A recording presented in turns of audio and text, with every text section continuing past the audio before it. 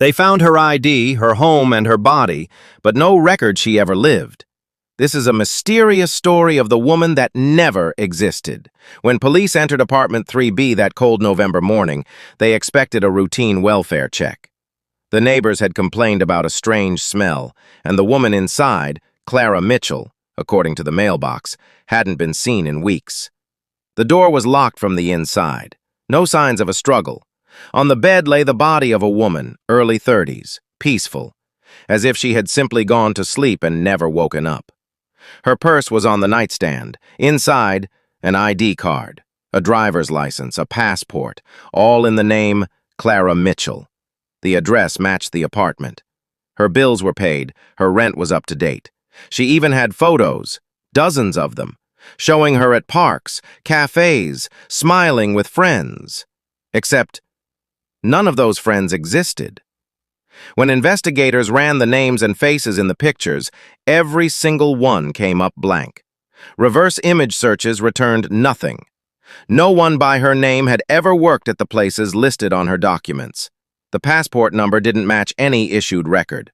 Her fingerprints weren't in any database, not national, not local, not even DMV. It was as if Clara Mitchell had appeared out of thin air. The police turned to the landlord. He said she'd moved in 2 years earlier, polite, quiet, always paid in cash. When they asked for her rental application, he handed over a folder. It contained perfect paperwork, job references, ID copies, even a letter of recommendation. But when they called the listed numbers, none of them worked. Every number led to disconnected lines or strangers who'd never heard the name. Things grew stranger.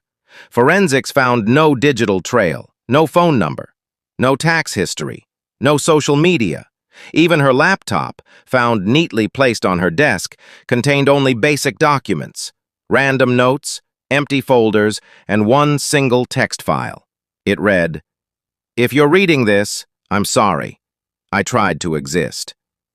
Her neighbors described her as kind, but distant. She rarely spoke about her past, never had visitors, and seemed to avoid being photographed. One neighbor recalled seeing her stand at her window late at night, just staring at her reflection, whispering something softly to herself. Days turned into weeks, and investigators were desperate for leads. They checked missing person databases, cross-matched facial recognition systems, even used DNA. But the result came back inconclusive. No family, no relatives, no match on record. Then, a month later, the strangest discovery came from an old security footage pulled from a nearby grocery store. It showed Clara walking in, smiling, chatting with the cashier, and then leaving. But here's where it gets eerie. The camera facing the parking lot never captured her walking out. She simply vanished. Some began to speculate. Was she part of a witness protection program gone wrong? A test subject from a classified identity experiment? Or something far darker? Someone who was never supposed to exist in the first place. When journalists tried to dig deeper, they found her apartment already cleared out. Every personal belonging had been removed, her name erased from the lease, and her ID records permanently deleted from every government system. It's been 10 years since that case was quietly closed as unverified identity, natural death. But some of the detectives still talk about her. They say every once in a while, a new name shows up on an empty apartment lease, the handwriting almost identical to Clara's. And if you look closely, you'll notice something else.